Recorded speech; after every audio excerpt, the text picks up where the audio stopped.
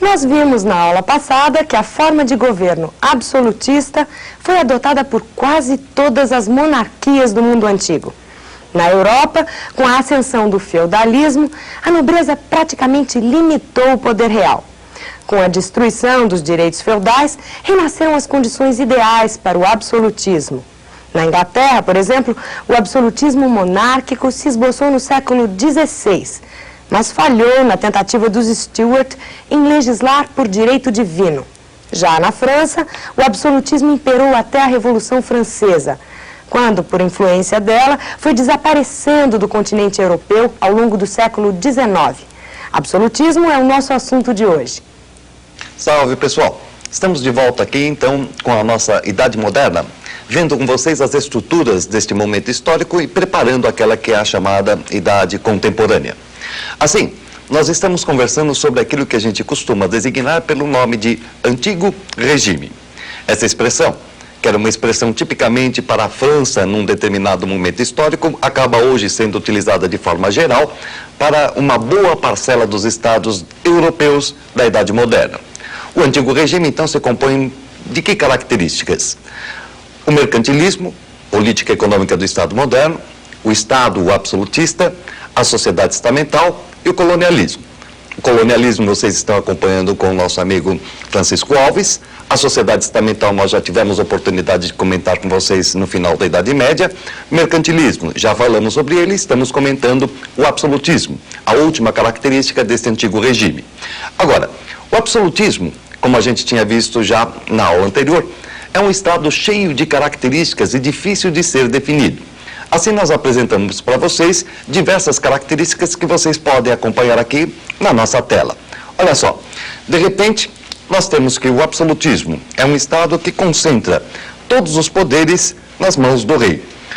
É um estado que promove, vejam vocês, o equilíbrio social na luta entre a burguesia e a nobreza. Ele pode ser entendido também como sendo um estado feudal, porque a nobreza que se vê representada através do rei, assim sendo um estado feudal, só que centralizado. É uma definição bastante polêmica, mas que deve ser entendida aí com as suas pequenas diferenças. E também ele pode ser visto como sendo um estado de transição, um estado que vai efetuar a transição entre aquilo que era o feudalismo e aquilo que virá a ser o chamado capitalismo. Note também que ele possui diversas características bastante acentuadas. Em primeiro lugar, nós apontamos para vocês o aparelho de repressão deste Estado, que é o exército permanente à disposição da monarquia. O elemento fundamental, o corpo e a alma do Estado absolutista, que é a fonte de recursos econômicos próprios, representado no caso do absolutismo pela política mercantilista. A nobreza, inserida no Estado através da elaboração, da montagem de uma enorme burocracia sustentada por esse Estado. E aquilo que justifica a existência do Estado, o controle ideológico sobre o aparelho que vai então justificar este Estado, que é a Igreja, o absolutismo de direito divino. E a Europa da Idade Moderna vai apresentar aí diversos países que vão, em determinado momento histórico, assumir uma certa hegemonia em termos de monarquias absolutas. Vocês podem apreciar aqui na nossa tela, por exemplo, a época de grande apogeu, fundamentalmente espanhol, através de Carlos V, o Habsburgo, que vai ter aí, inclusive, uma certa fase, aliás, em que se dizia que o sol nunca se punha sob os domínios deste imperador. Você vai notar também que logo na sequência vamos ter a montagem na França de um Estado centralizado desde a Idade Média, que vai ser lentamente construído, vai ser lentamente montado.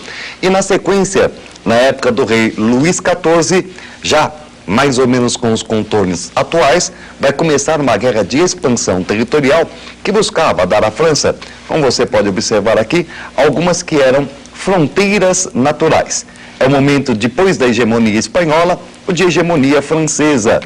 E logo em seguida, a hegemonia francesa, nós vamos conhecer também a hegemonia da Inglaterra. Hegemonia da Inglaterra, que vai durar praticamente até a Primeira Guerra Mundial. Isso visto Então, primeiro uma hegemonia espanhola, depois a francesa, depois a inglesa.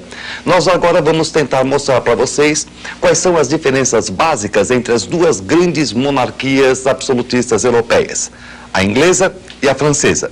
Começar com a francesa, que é o modelo clássico do absolutismo europeu, aquela que vai reunir as 4 grandes características que nós apresentamos aqui para vocês.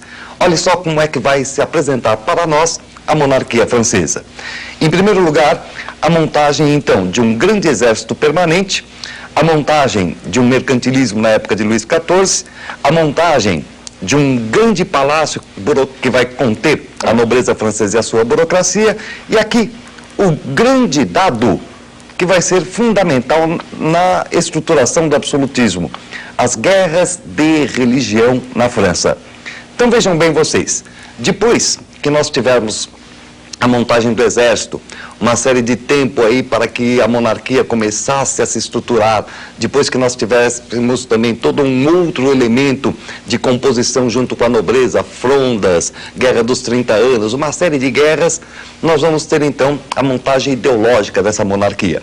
A França conseguiu reunir aquelas 4 características da monarquia absolutista que nós apresentamos aqui para vocês.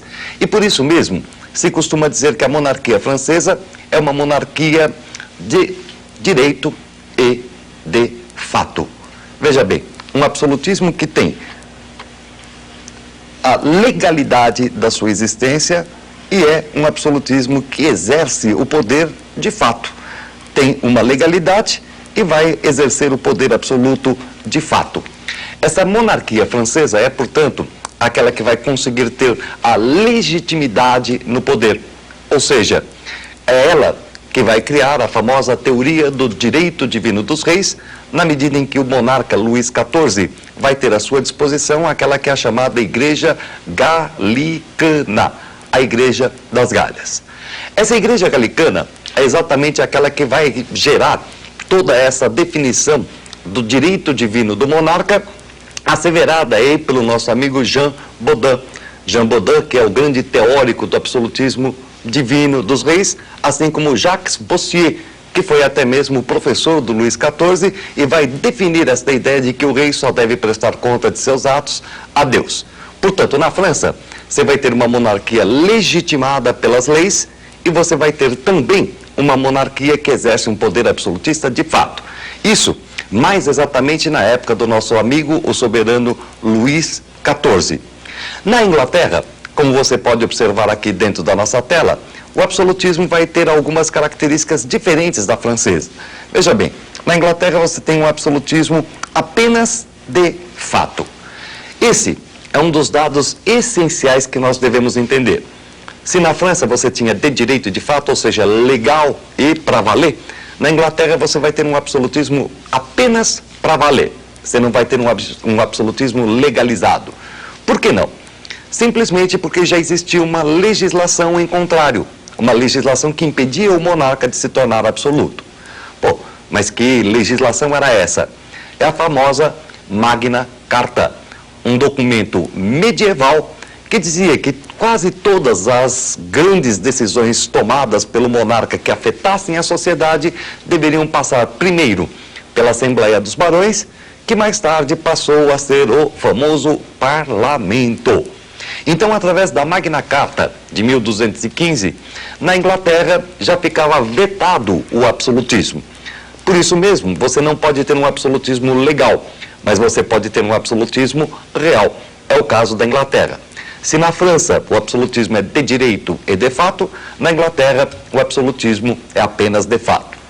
Na Inglaterra, nós vamos reparar que a grande monarquia absolutista será a monarquia dos Tudors, onde você vai ter o famoso Henrique VIII e, além do Henrique VIII, uma outra grande soberana, a Elizabeth I, também conhecida pelo nome de Isabel. São esses os monarcas que vão conseguir dar à Inglaterra, à monarquia inglesa, um tom absolutista decisivo. Todavia, ao morrer Elizabeth, assume o poder na Inglaterra a dinastia Stuart. Essa dinastia Stuart, ela vai ser vítima de um conjunto de revoltas da sociedade inglesa que ficaram conhecidas aí pelo nome de Revoluções Inglesas. Veja bem aqui na nossa tela, as revoluções inglesas marcam, portanto, a época da dinastia dos Stuarts. Vai ser caracterizada aí por uma série de revoluções, Revolução Puritana, República de Oliver Cromwell, uma série de insurreições contra a monarquia, que vai terminar justamente no ano de 1688-89, com a famosa Revolução Gloriosa. Revolução Gloriosa essa que marca a ascensão do regime monárquico parlamentar. Observe-se então que a grande dinastia verdadeiramente absolutista na Inglaterra foi a dinastia dos Tudors, nascida da Guerra das Duas Rosas entre a família Lancaster e York, e como um bom conto de fadas à britânica, vai terminar aí com o casamento das duas famílias e o aparecimento da dinastia Tudor, que junta a rosa branca com a rosa vermelha, que estava presente no escudo das famílias em litígio, a família dos York, a família dos Lancaster. Além disso, logo após essa dinastia, logo após o governo de Elizabeth, a ascensão dos Stuarts, que vão passar aí pelo processo das chamadas revoluções inglesas. Revoluções essas que vão tomar um tom religioso. É o caso, por exemplo, da Revolução Puritana na Inglaterra. Lembram dos puritanos? Aqueles que eram calvinistas, é um segmento da colocação das ideias do Calvino dentro da Inglaterra. E terminada a ditadura do Cromwell, uma ditadura em que a Inglaterra vai verdadeiramente se asseverar de diversos elementos, vai conseguir, por exemplo, através dos célebres atos de navegação, começar a impor a sua hegemonia no mar, através de uma série de guerras com a Inglaterra, como você pode, aliás, com a Holanda, perdão, Inglaterra contra a Inglaterra é meio difícil, mas observe aqui no nosso mapa algumas guerras contra a Holanda em especial, que era a grande nação navegadora deste momento também. O Cromwell vai começar, portanto, a fazer o quê? A estruturar a superioridade britânica no mar, com atos de navegação como aquele que determinava, por exemplo, que as mercadorias adquiridas pela Inglaterra só poderiam ser levadas para a Inglaterra por navios que tivessem a bandeira inglesa ou por navios que tivessem a bandeira do país produtor. Para você entender melhor, pense bem. Se você compra açúcar no Brasil neste momento, o navio que tem que levar o açúcar para a Inglaterra tem que ser ou inglês ou brasileiro. Como você sabe que não existe navio brasileiro da época colonial, aceita-se o português? Não. Tem que ser um navio, portanto, inglês. Resultado, gente, a Inglaterra está começando a monopolizar aquilo que é a essência do mercantilismo, ou seja, o frete. Mas os Stuarts retornaram ao poder. Retornaram ao poder mais algum tempo após o Cromwell, e aí nós tivemos a chamada Revolução Gloriosa. Assim designada muito porque quase não houve derramamento de sangue. Agora, qual o significado maior desta Revolução Gloriosa?